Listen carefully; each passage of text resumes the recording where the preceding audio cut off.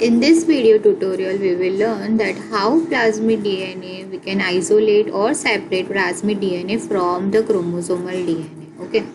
So students often get confused that when they burst the cell. Okay. When they burst open the cell. When let's say if that was E. coli cell, when the cells burst open, they have the cell has chromosomal DNA as well as they have plasmid DNA. Now the situation is that how we can differentiate between these two. Okay, so let's say this is the linear DNA, which is less quite supercoiled as compared to plasmids. Plasmids are highly supercoiled DNA. So here is the catch. Okay, we can use the alkaline denaturation method. So you know that in practicals we are using alkaline lysis solution 1, alkaline lysis solution 2 and alkaline lysis solution 3.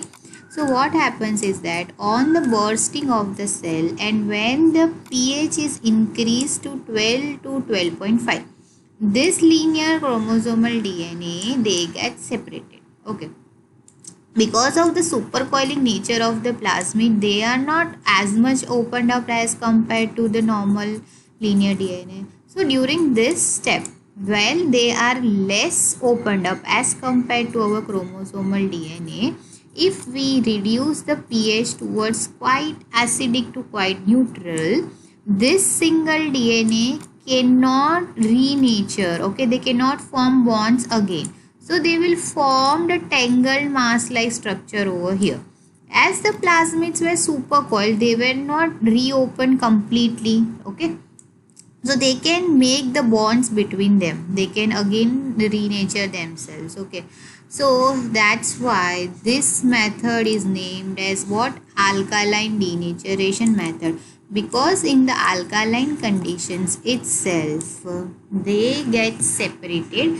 Because now as we know that the plasmid DNA being highly supercoiled will not open up completely. Okay, so we have to do the centrifuge steps then afterwards.